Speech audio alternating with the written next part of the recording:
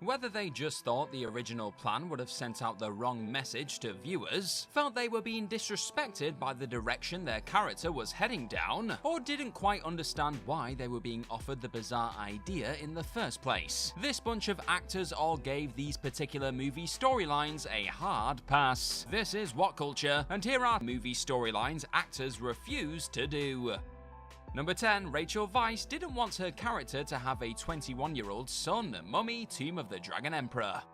After starring alongside the wonderful Brendan Fraser in both The Mummy and its sequel, The Mummy Returns, Rachel Weisz eventually decided not to return as Evelyn Carnahan for The Mummy Tomb of the Dragon Emperor. The star herself would eventually explain to Digital Spy that she didn't even end up reading a script for that threequel, claiming that the fact she'd have to head out to China for 5 months after finishing her last film, The Brothers Bloom, was what led to her not appearing in the film. However, according to Tomb of the Dragon Emperor's director Rob Cohen, that wasn't the real reason Weisz opted not to make an Evelyn comeback. Cohen told Heat that he was informed by the actor's quite angry representative that Weisz wasn't impressed by the script at all, with the then 37-year-old thespian outright refusing to play a character with a 21-year-old son. So while Weisz claims she didn't like the idea of being away from home for so long after just wrapping another flick, Cohen remembered the events differently, and responded to the star's apparent refusal to accept her character's part as the mother of an older son in the storyline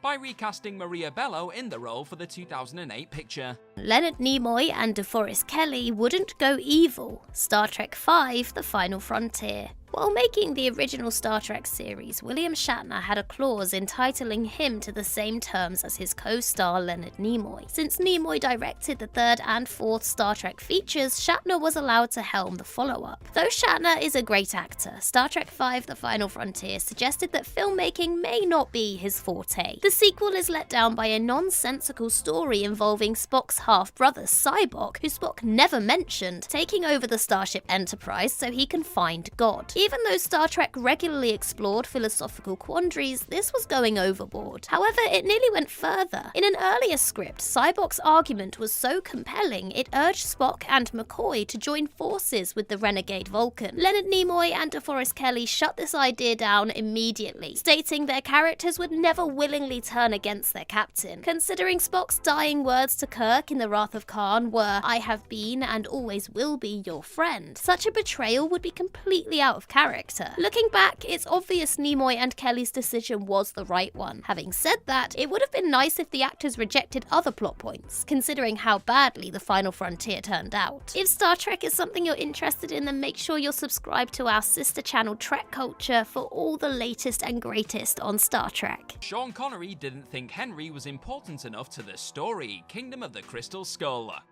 Quickly cementing himself as one of cinema's greatest ever on-screen fathers, Sean Connery's tremendous work as Henry Jones Sr. in Indiana Jones and the Last Crusade has aged like a fine wine. It's just a shame this was the first and only time Connery would bounce off of the great Harrison Ford in the franchise. If Steven Spielberg had it his way though, the James Bond icon would have actually returned for the divisive fourth entry into the series. Whilst enjoying his retirement away from the movie business, Connery was approached by the legendary director to reprise the Henry part in Kingdom of the Crystal Skull. However, as he noted in a 2007 interview before the film's release, the role he was being asked to play in the storyline was not that generous a part, worth getting back into the harness and go for. Connery also felt Henry wasn't that important in the story he was being pitched. He even recommended killing Indy's dad off, stating it would have taken care of it better. Sure enough, Spielberg did precisely that during the 2008 flick, in the wake of Connery refusing to dust off Henry's also quite unmistakable hat one last time.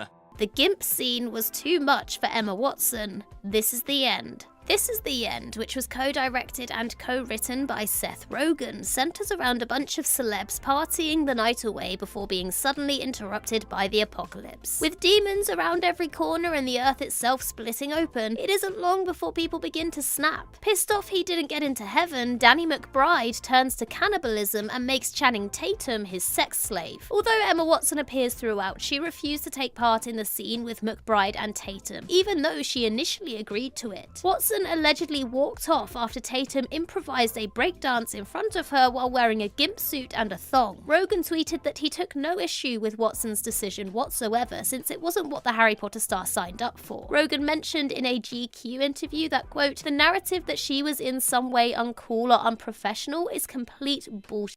Emma Watson wasn't a bad sport about the experience, since she returned to set the very next day and helped promote the film. Keanu Reeves wasn't feeling the ship. Speed 2 cruise control. Another superstar thespian who simply didn't like the storyline being pitched for his potential return to a movie series, the script for the sequel to the classic action thriller Speed didn't exactly convince Keanu Reeves to throw himself back into the part of Officer Jack Trevin. Now, the actor would stress on the Graham Norton show a few years on from turning down the film that he definitely loved the idea of teaming with Sandra Bullock again and reprising his Speed role. But he'd also admit there that the idea of an ocean liner being involved in a movie with the word speed in the title didn't quite feel right to him. The star also noted something similar back in 2015 too, telling Jimmy Kimmel that despite loving working with all involved in the first one, his response to Speed 2 cruise control script was, a cruise ship is even slower than a bus, and I was like, I love you guys, but I just can't do it. He even turns down projects like A Polite Legend too. This refusal to accept that storyline actually resulted in Reeves being put in movie jail. After opting to play Hamlet on the stage instead of hopping onto the cruise ship, Foxx didn't hire him for a whole decade before he was eventually cast in The Day the Earth Stood Still. And while we're on the subject of the mighty Reeves, what do you think the greatest Keanu Reeves moment in cinema history is? Was it something from Speed or something else? You let me know in the comment section down below.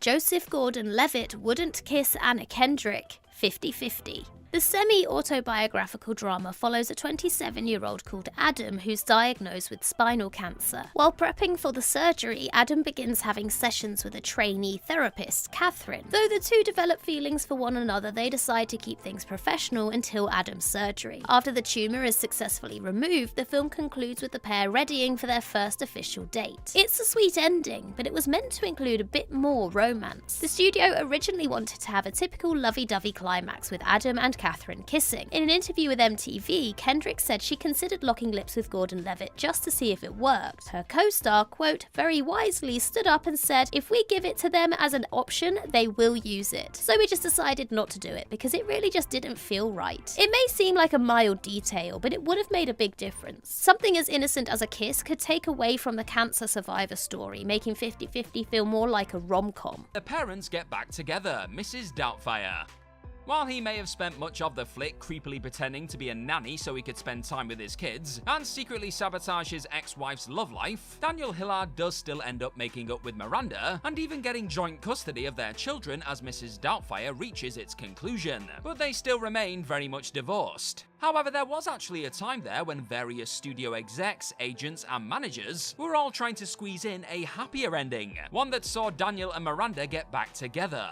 According to Robin Williams' biography though, written by Dave Itzkoff, the actor was not a fan of that storyline conclusion. You see, the star under the prosthetics and his family had already gone through a divorce from his first wife, so Robin knew that this sort of Hollywood happy ending just wasn't realistic, and would create false hope for kids in the middle of a divorce all around the globe. Sally Field, who'd also gone through a divorce beforehand, wasn't interested in this particular ending either, with director Chris Columbus eventually agreeing with his stars that this unrealistic finale had no place in the movie. Dwayne Johnson couldn't work with Vin Diesel, Fast and the Furious 6 to 9. Even though The Fast and the Furious is a beloved IP that's banked billions, the testosterone-oozing brand has spawned a surprising amount of bad blood between the cast members. However, most of the tension comes from Dwayne Johnson, who debuted as Hobbs in Fast 5. Although The Rock's inclusion is partially responsible for reigniting the Fast saga, his feuds with his fellow actors are the stuff of legends. He and Jason Statham have a contract stipulating they can't lose fights, despite the fact that their characters face off against each other. Tyrese Gibson made no secret that he had major beef with Johnson. However, Johnson's biggest problem while working on the Fast saga was its lead star, Vin Diesel. The WWE wrestler grew tired of Diesel's antics while filming the 6th installment, inciting them to use body doubles to complete their scenes together, with hilarious results. For the fate of the Furious, the filmmakers relied on clever editing, since the two hotheads refused to shoot a single scene with one another. By the time F9 was revving up, Johnson clearly had enough of Diesel and opted for the fast spin-off instead. In a way, it's incredible how successful the franchise has been, considering the filmmakers moved mountains to keep the peace between its stars. Ralph Fiennes doesn't want M to be the villain, Spectre.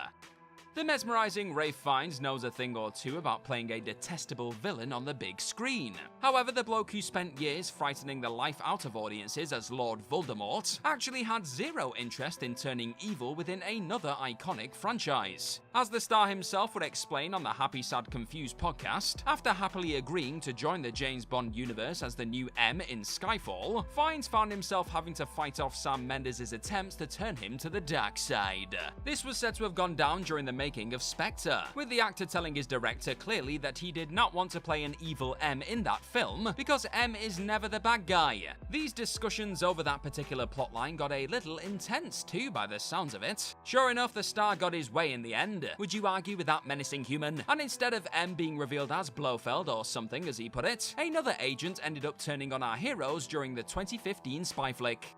Thanks for checking out this video today, and if you like what you see, then click that subscribe button down below. There is more on the way. No sex for Tandy Newton, rock and roller. A major highlight in Guy Ritchie's Rock'n'Roller is a brief but hilarious sex montage between 1, 2 and Stella. The scene is built up with plenty of playful banter, indicating the two are about to have a truly intimate romp. Instead, all viewers see is a 4-second clip composed of rapid-fire shots of the pair's reactions in mid-coitus. Due to Ritchie's rep for quick edits and quirky storytelling, the unconventional way this scene is depicted seemed like a stylistic choice. However, this hysterical moment was filmed this way out of necessity. When Butler showed up on set with a nasty throat infection, Newton was worried about catching something. Although the director's wife at the time, Madonna, tried fixing Butler up with vitamins, it didn't make a difference. As such, Newton refused to do anything physical with the Scottish star, which is why the sequence was cut short and the actors are never in the same shot. Even though an inconvenience like this could have thrown off a less experienced director, Ricci worked his movie magic to create one of the movie's most memorable moments. Richard Kiel didn't want a larger-than-life romance, Moonraker.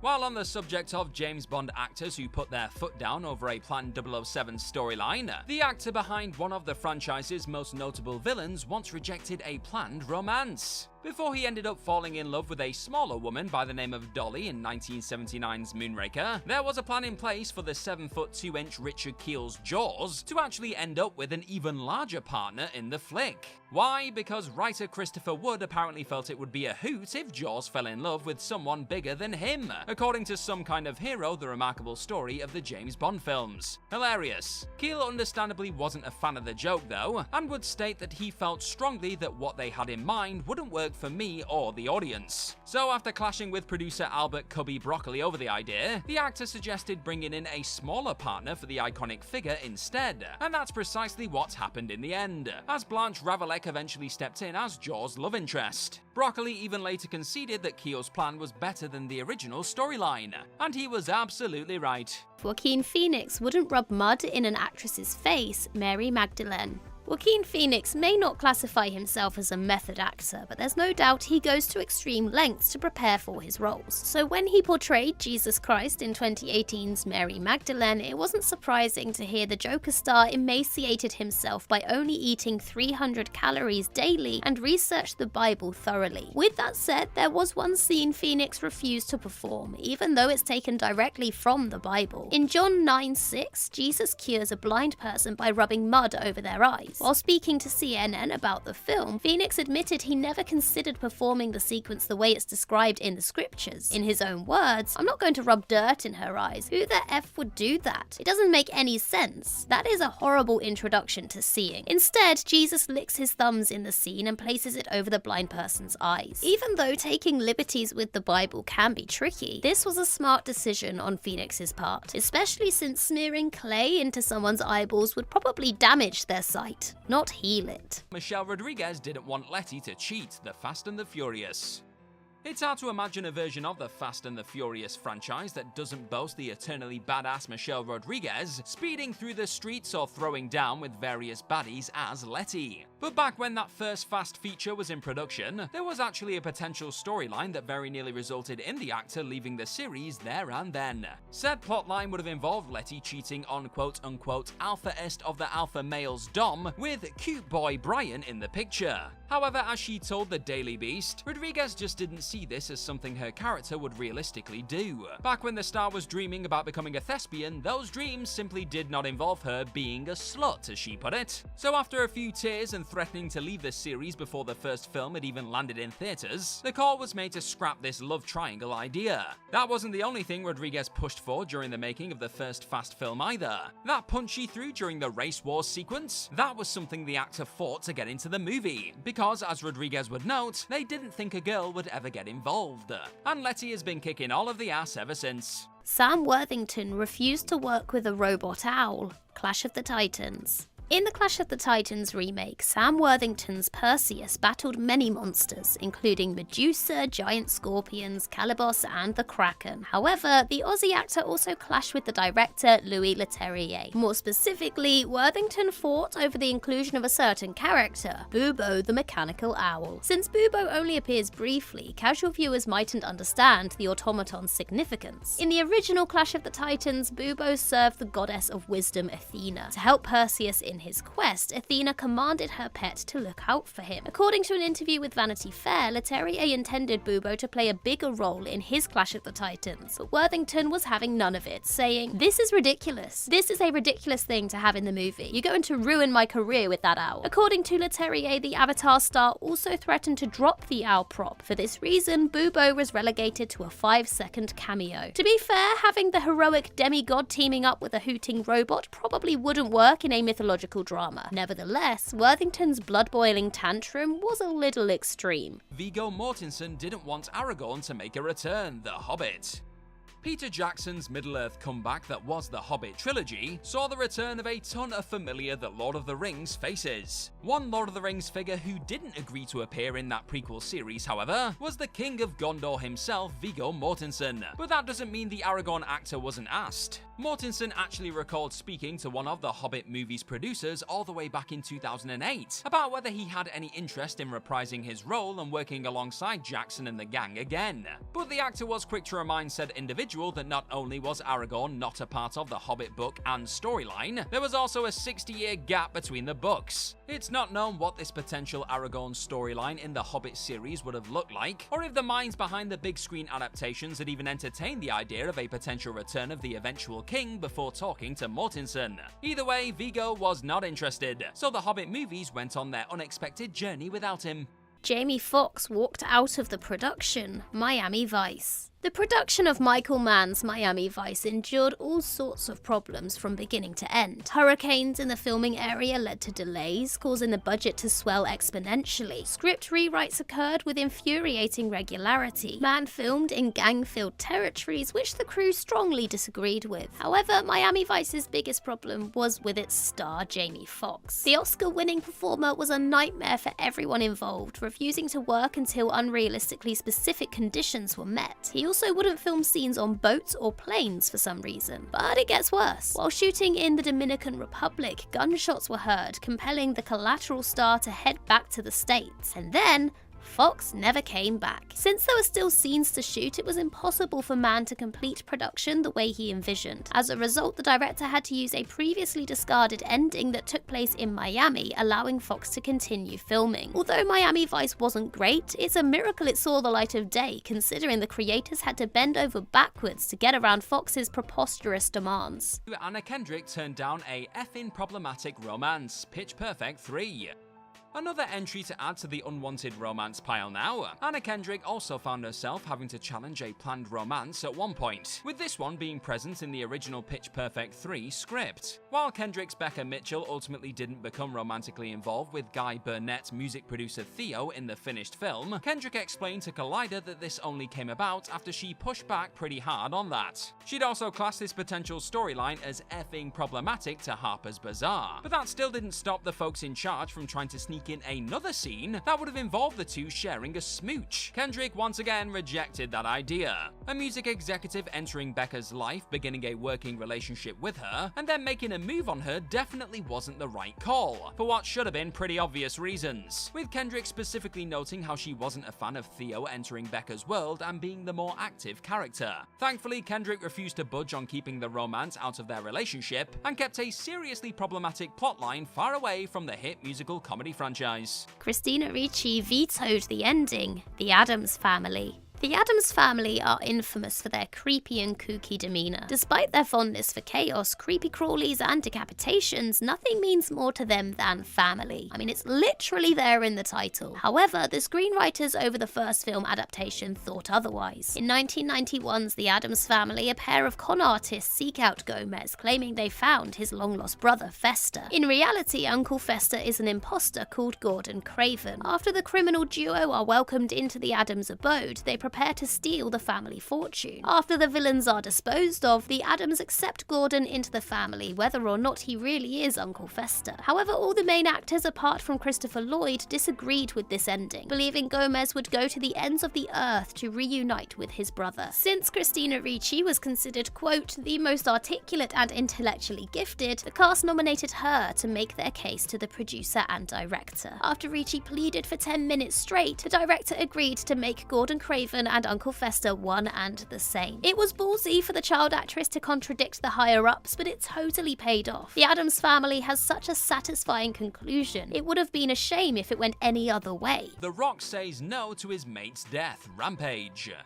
If Dwayne Johnson doesn't want to do something, you better believe the Great One will not be doing it, folks. This was certainly the case back when the Hollywood superstar and WWE icon was looking over the original script for 2018's monster-boasting movie known as Rampage. After finishing that early version of the potential flick, Rocky was shocked to find that, in this particular version of the storyline, his gigantic gorilla pal George died at the end of the movie. It turns out The Rock isn't a fan of sad endings, though. According to Johnson, when talking to Rolling Stone, life brings enough pain and sadness, so he doesn't want to provide his fans with that sort of stuff in his movies. Not even a meeting with the higher-ups behind the picture explaining all the reasons why George sacrificing himself to save the world was a good call for the film could convince the megastar. In his words, there's a crocodile the size of a football stadium, we're not making Saving Private Ryan. Pretty tough to argue with that statement. In the end, Rocky actually threatened to back out of the project altogether unless the storyline was altered to have George avoid biting the dust, ultimately ensuring the albino ape survived to the very end of the massive beast action.